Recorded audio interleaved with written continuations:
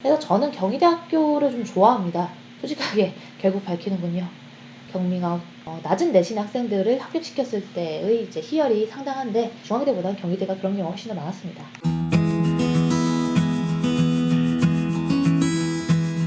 안녕하세요. 입시일거리 유저입니다. 오늘은 중앙대학교, 경희대학교 비교해 볼 텐데요. 벌써부터 악플이 달리는 소리가 들립니다. 네, 그래서 전 저의 갈 길을 갈게요. 사실 저는 중앙대나 경희대나 악감정이 없어요. 그냥 이 학교가 앞으로 이러이러한 방식으로 하면 좀 더 많이 발전할 수 있지 않을까? 뭐 이런 생각을 개인적으로 얘기하는데, 이제 이 학교에 다니면서 애착이 있는 학생들 입장에서는 다니지도 않으면서 왜 신소리 한다 이렇게 생각할 수도 있을 것 같긴 해요. 지금 보시면 중앙대는 의대가 있고 경희대는 의대, 치대, 한의대가 같이 있죠. 둘 다 수의대는 없고, 중앙대가 이제 동작구에 있다는 점이 좀 특별하고 안성에 캠퍼스가 있다는 점도 좀 특별하고요. 제 지인분이 안성에 사시기 때문에 중앙대 그 안성 캠퍼스의 지위에 대해서 좀 여쭤봤는데, 안성에 있는 학교에서 가장 세다 뭐 이렇게 답변을 받았어요. 경희대는 서울 동대문구에 위치해 있고 경기도 용인에 국제 캠퍼스에 위치하고 있는데, 제가 이제 경희대가 더 뜰 것이다라고 생각을 하고 있고, 이전에 이제 많이 싸우셨던 건국대랑 중앙대 영상에서도 중앙대가 점점 떨어질 거다라고 생각했던 건 역시나 땅 때문이죠. 경희대의 동대문구가 땅값이 집가가 두세 배 오르는 동안에 동작구가 한 1.8배율동밖에 안 올랐어요. 그래서 좀 그런 부분이 있고, 경기도 용인도 땅값이 엄청 올랐죠. 여기에 이제 국제 캠퍼스가 있습니다. 예전에는 국제 캠퍼스가 조금 삭막했어요. 근데 최근에는 굉장히 뜨고 있는 학교라는 점 이제 고려하시면 될 것 같습니다. 참 또 욕 달릴 것 같지만 그래도 저는 중앙대 경희대 갈 거냐 물어보면 전 경희대 가요. 근데 아마 제가 알기로는 많은 학생들이 제 질문에 대해서 중앙대를 선택할 확률이 높다는 것을 알고 있습니다. 어제도 어떤 학생이랑 상담을 했는데 이 학생이 중앙대 경영이랑 경희대 경영을 둘 다 썼어요. 근데 제가 둘 다니면 어디 갈 거야? 그랬더니 중앙대 경영 간다고. 뭐 그런 걸 왜 물어보세요? 그러는데 속으로 경희대도 좋긴 좋은데 하는데, 근데 사실은 현재까지는 중앙대가 입결이 더 높아요. 중앙대가 정시에서도 입결이 높고요, 수시에서도 입결이 높고 가기도 어렵습니다. 왜냐하면요, 가기가 어려워요. 인원수를 조금 뽑거든요. 근데 경희대는 뭐 경영도 많이 뽑고 호텔 경영도 많이 뽑고 하니까 되기가 쉬워요. 제가 조금 경희대학교가 앞으로 더 올라갈 수 있지 않나라는 생각이 있는데 강요할 수는 없죠. 현재로서는 중앙대가 윈이고요. 앞으로는 경희대가 조금 더 발전 가능성이 높다라고 보고 있는 게 저의 솔직한 심정입니다.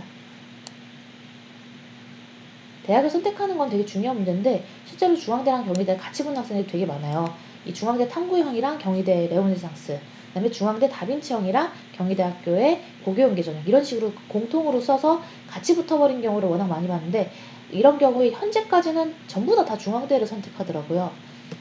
그래서 저는 조금 의아했는데, 저는 뭐 중앙대가 저를 싫어하지도 않고 저도 중앙대 싫어하진 않는데, 다만 좀 다른 대학도 좋은 대학이다 라고까지만 얘기를 하겠습니다. 이 정도는 이제 다 아시는 것들이죠. 종합전형으로 다빈치형, 탐구형, SW인제 고른 기회를 선발하고, 교과전형으로 학교연수원 전형과 학생부 교과전형을 선발하는데, 차이점은 이 교과전형에서 학교연수원 전형은 자소서를 제출한다는 것이고, 일반 학생부 교과전형에서는 자소서 제출이 없다는 것이죠. 그럼 이따가 밑에서 논술전형의 입결이 어느 정도 되는지 살펴보도록 하겠습니다. 경희대학교의 경우는요, 레오네상스 전형이 실질적으로 정말 그 네오네상스라는 그 시기를 형성했던 때가 있죠. 근데 지금은 예전처럼 막 5등급, 7등급의 대박 케이스는 거의 안 나오는 것 같습니다. 제가 입학사정관 시기를 할 때인 10년도랑 11년도, 12년도, 13년도까지도 5등급, 7등급을 다 경희대 레오네상스를 보냈는데, 지금은 일반고 5등급, 7등급의 경희대를 못 가죠. 너무 안타까워요. 참고로 여기 있는 고교연계 전형의 경우는요, 고3만 쓸 수 있어요. 나중에 다시 한번 보게 될 건국대학교 KU 자기추천과 학교추천 중에서 학교추천 전형이 지금 3수년까지 쓸 수 있게 요번에 바뀌어가지고 인원수가 좀 몰렸는데요. 고교연계 전형은 고3만 쓸 수 있게 돼 있기 때문에 그때 저한테 이제 어디를 추천을 받을까요? 라고 문의를 주신 분들이 많았는데, 받을 수만 있다면 무조건 고교연계 전형 받으라고 제가 강조했던 적이 있습니다. 저는 사실 여기 이렇게 내용을 작성하신 분들 보면서 중앙대학교의 최저는 교과전형과 논술전형에만 있다. 나머지 전형은 최저가 없다. 이렇게 외우면 될 것 같고요. 경희대학교는 논술자에서만 최저가 있고 모든 전형에서 최저가 없으므로 사실상 학종의 모든 전형에서 최저가 없고, 또 경희대학교의 특징이 또 있었잖아요.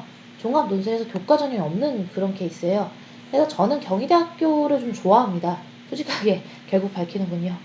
경미가 앞으로 더 발전 가능성이 높은 학교라고 생각을 하고 있습니다. 보시면 그 중앙대 수시 등급 6개월과 경희대 수시 등급 6개월을 비교해보면 전체적으로 중앙대 수시 등급 6개월이 더 높다.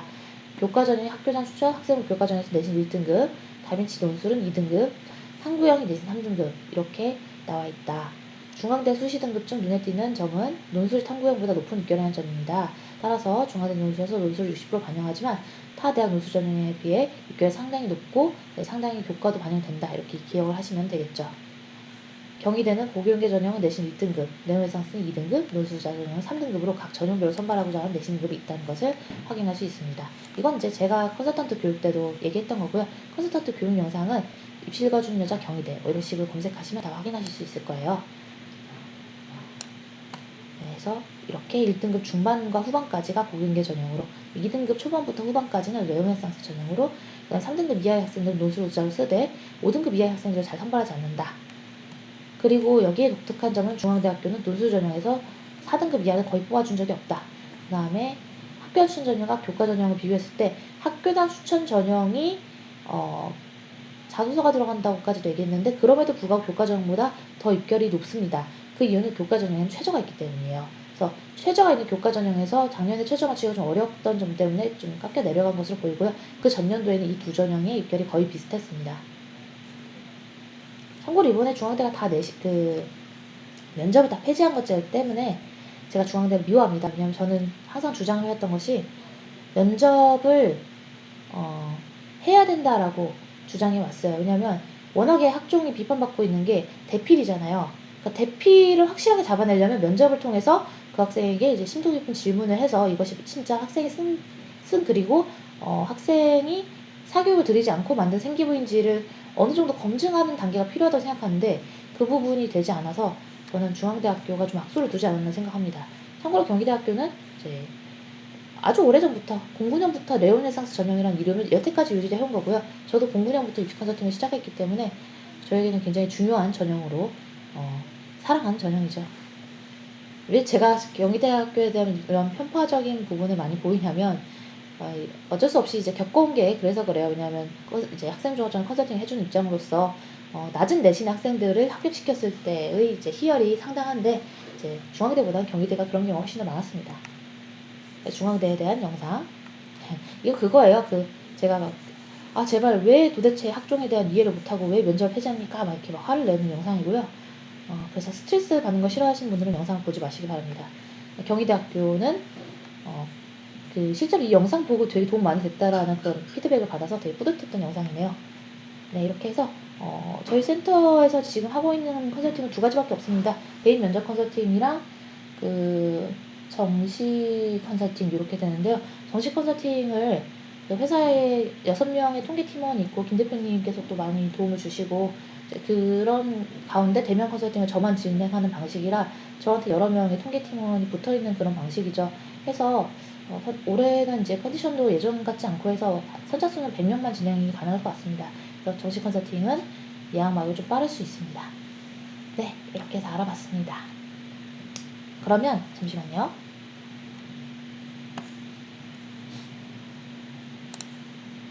벌써 10분이네요.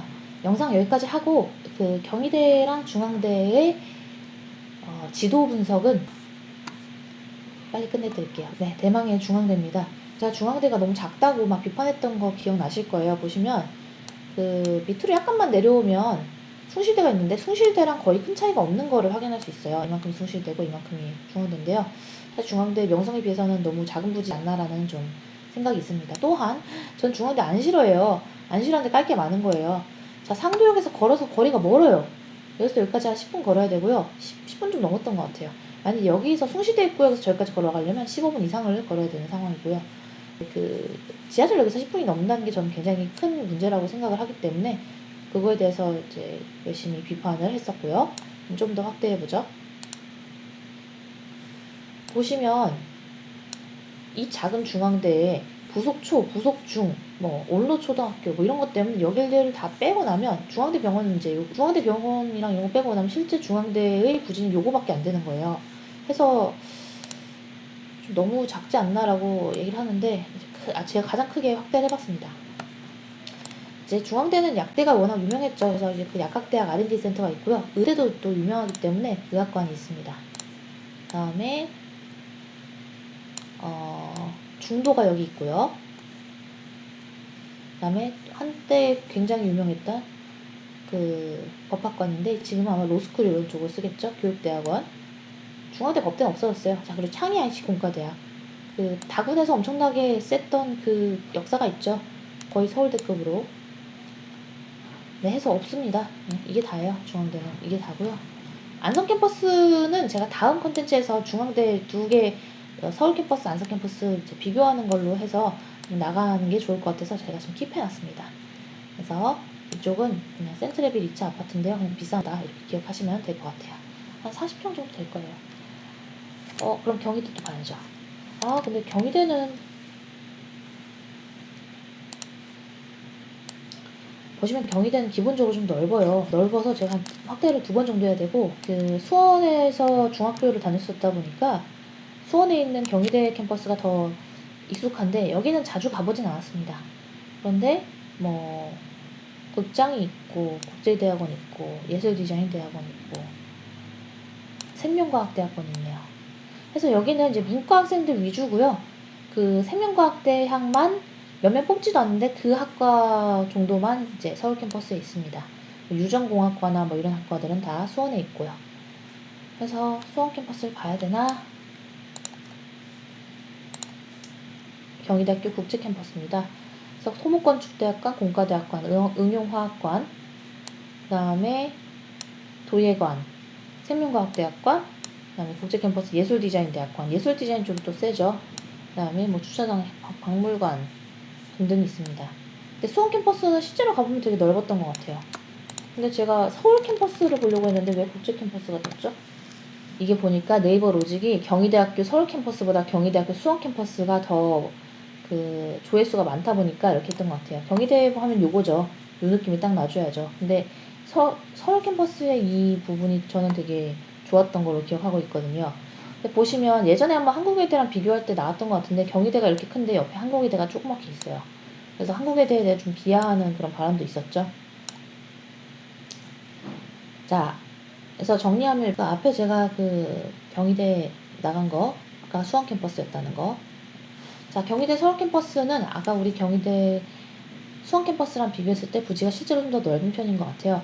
그리고 중앙대랑 비교해서도 넓죠. 지금 보시면 저 여기 한번 가보고 싶었는데 못 갔어요. 그 스페이스 타워. 여기가 좋다고 하던데. 그리고 이제 의료원이 있는데 의료원이란 표현을 쓴 게 여기에 또 한의대가 있기 때문에 그런 표현을 쓴 것 같고요. 서울 캠퍼스 본관에 가서 사진을 한번 찍고 오는 게 좋을 것 같은데 요새 바빠가지고 대학 투어를 못 다니고 있네요. 그래서 이쪽이 후문인 걸로 보이고 그럼 경희대학교는 동대문구라서 요새 땅값도 많이 올랐는데 지하철이 어디 있는 거야? 여기도 지하철이 상당히 멉니다. 그래서 애들이 좀 그렇다 했지. 그러니까 제가 이제 경희대를 되게 많이 보내줘서 지금도 연락하는 애들이 있는데 지하철 근접성에 대해서 좀 별로라고 얘기하는 애들이 많았어요.